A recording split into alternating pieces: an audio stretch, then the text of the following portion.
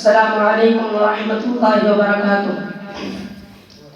نحمده ونصلي على رسوله الكريم اما بعد فاعوذ بالله من الشیطان الرجیم بسم اللہ الرحمن الرحیم ذلك الكتاب لا ريب فيه هدى للمتقين وقال النبي صلی اللہ علیہ وسلم خیرکم من تعلم القرآن وعلمه الہی رونق اسلام کے سامان پیدا کر الہی رونق اسلام کے سامان پیدا کر دلوں میں مؤمنوں کے الفت قرآن پیدا کر صدر محترم اسٹیج پر رونق افروز بزرگان دین اور حاضرین جلسہ آج کی اس محفل میں اور آج کی اس مبارک اجلاس میں میرا موضوع سخن دنیا کی سب سے پاکیزہ مقدس کتاب قرآن پاک ہے ہمیں چڑھتے سورج کی طرح یقین ہے کہ اس کا ایک ایک حرف سچا اور صادق ہے وہ قرآن پاک جس کی زبان مقدس بیان مقدس اور جو فصاحت بلاغت کے ڈھانپے مارتا سے مندر ہے جس کے متعلق ارشاد ربانی ہے قرآن وہ کتاب ہے جس کے صادق اور برحق ہونے میں کوئی شک و شبہ نہیں اور جس کے بارے میں محسن انسانی حضور پاک صلی اللہ علیہ وسلم نے ارشاد فرمایا کہ تم میں سب سے بہتر وہ شخص ہے جو قرآن کو سیکھے اور سکھائے دعا کیجئے کہ خداوند قدوس ہم سب کو قرآن پاک کی دولت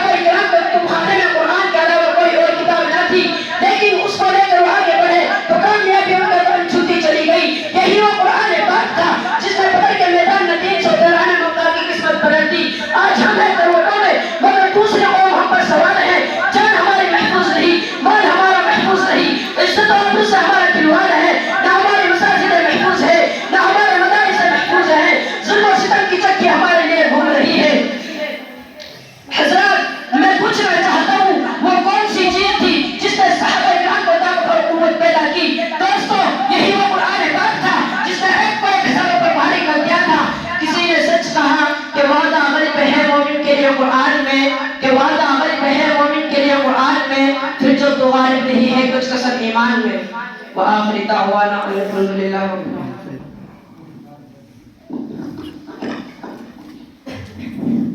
ماشاءاللہ، موصوف کی تقریر سن کر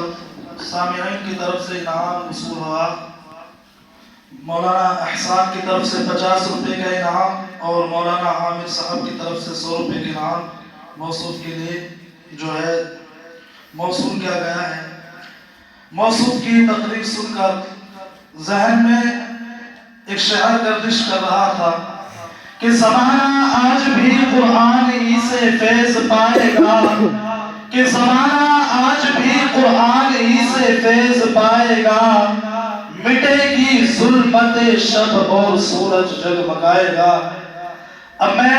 اپنے پروگرام کو آگے بڑھاتے ہوئے مدرسہ